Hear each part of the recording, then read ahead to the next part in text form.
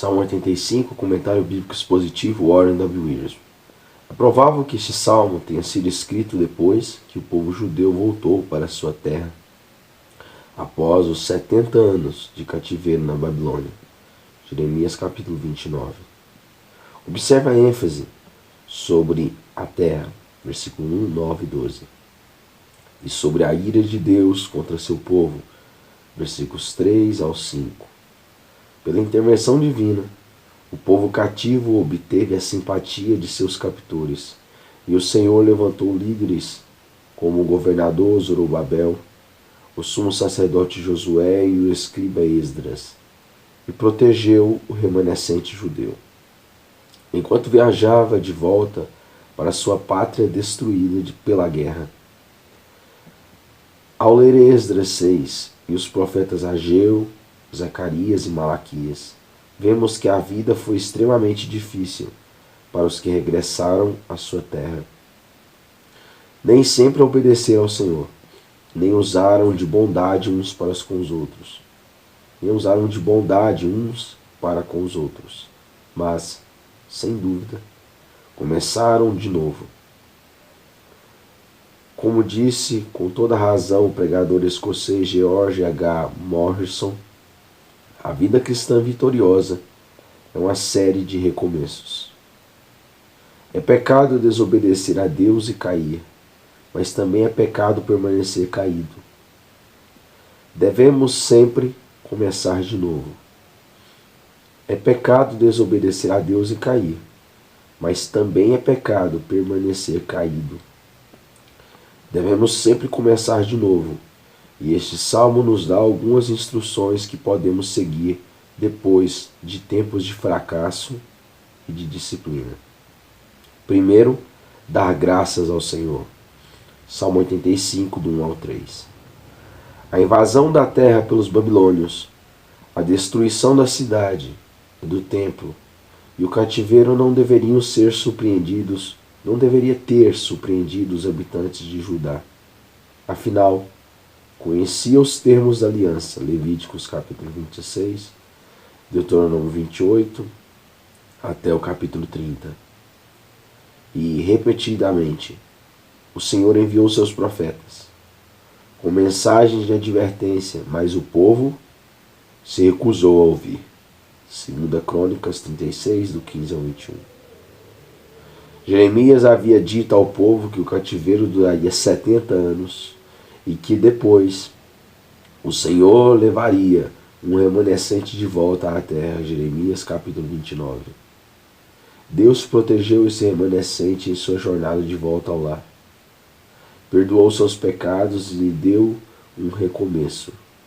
E, por isso, ele deu graças ao Senhor. Isaías 40, 1, 2.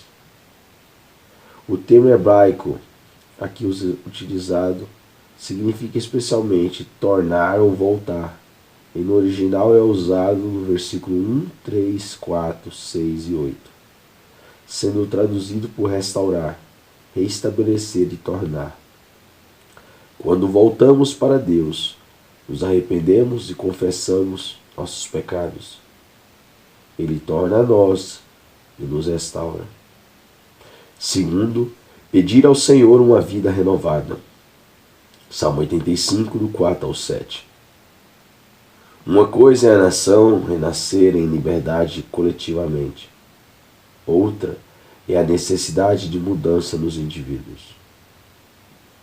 O louvor iniciado nos versículos 1 a 3, possivelmente com um coral, torna-se uma prece vinda do coração do povo.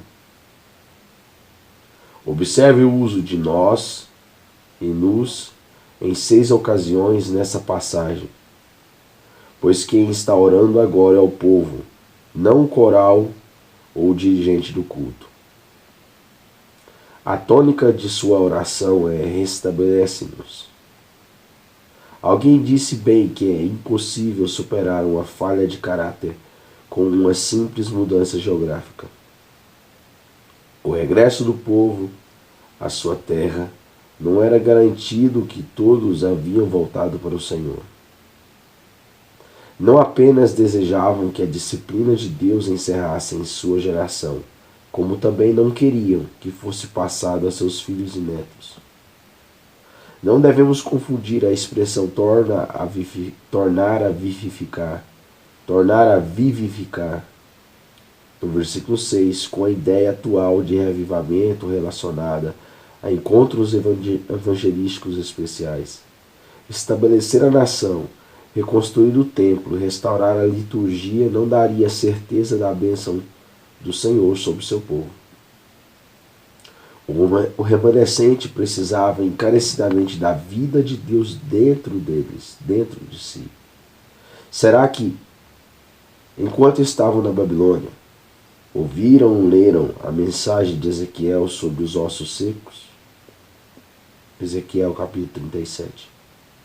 E ansiaram que o vento do Espírito soprasse em sua vida e seu lar? Uma vida nova não é algo que podemos criar por nossa própria conta. Somente o Espírito Santo de Deus pode conceder essa vida. Deus deu uma mensagem especial sobre esse assunto a Ageu. Ageu capítulo 2, do versículo 1 a 9. E também a Zacarias. Zacarias capítulo 4, versículo 6. Terceiro, ouvir a mensagem de Deus para nós. Salmos 85, do 8 ao 13. A afirmação escutarei indica que o líder do culto ou profeta deu um passo à frente e, na verdade, disse: é tempo de se calar diante de Deus e ouvir sua mensagem dirigida a nós para essa nação, para essa ocasião.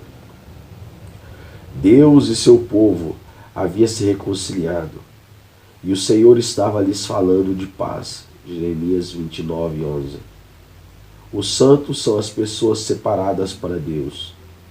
Infelizmente, Israel tinha um longo histórico de cair em insensatez. De acordo com o livro de Juízes, Deus enviou 7 nações para disciplinar Israel. 7 nações para punir Israel. Cada vez o povo se arrependia, mas sempre recaía na idolatria. Depois da morte de Salomão, seu filho Roboão mostrou-se imprudente ao recusar a ouvir os sábios da terra, e com isso provocou a divisão do reino. Jeroboão, governante do reino do norte, criou a própria religião e levou a nação a se desviar dos caminhos do Senhor. Quanta insensatez! Cabe ao povo de Deus temer ao Senhor e glorificá-lo. Versículo 9. O verbo assistir é o termo hebraico usado aqui, se refere à glória de Deus habitando no tabernáculo. Êxodo 40, 34.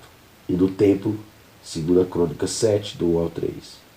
Antes de o templo ser destruído, Ezequiel viu a glória de Deus deixar seu santuário.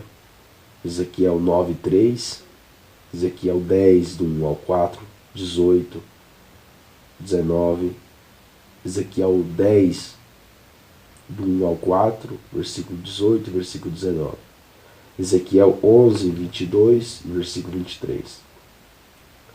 Quando o remanescente judeu reconstruiu o templo, o profeta Ageu prometeu que Deus voltaria a habitar ali de modo ainda mais glorioso. Ageu 2, do 6 ao 9. Nos versículos 10 a 13, o Senhor anuncia as bênçãos que enviará caso seu povo continue a caminhar com Ele. A justiça e a paz, ambas atributos de Deus, são personificadas e se beijarão, pois a guerra terá chegado ao fim. Isaías 32, 17, Romanos 3, do 21 a 31 e Romanos 5, do 1 ao 3. Sem dúvida, trata-se de um vislumbre da pessoa e da obra de Jesus Cristo, pois somente nele a misericórdia e a verdade podem andar juntas.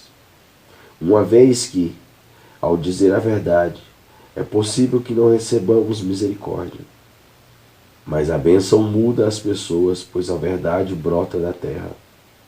O povo de Deus é fiel e anda na verdade. O salmista descreve um mundo de santidade e de harmonia, um retrato do reino vindouro sobre o qual Cristo governará. E que colheita haverá, não apenas do alimento necessário para a subsistência, Ageu 1, do versículo 3 ao versículo 11, mas também de bênçãos dos céus que alegrarão a terra. Em sua caminhada, o povo será precedido da justiça de Deus, que preparará seu caminho. A vontade de Deus será feita na terra, assim como é feita nos céus. A vontade de Deus será feita na terra, assim como é feita no céu. Amém. Vem, Senhor Jesus. Apocalipse capítulo 22, versículo 20.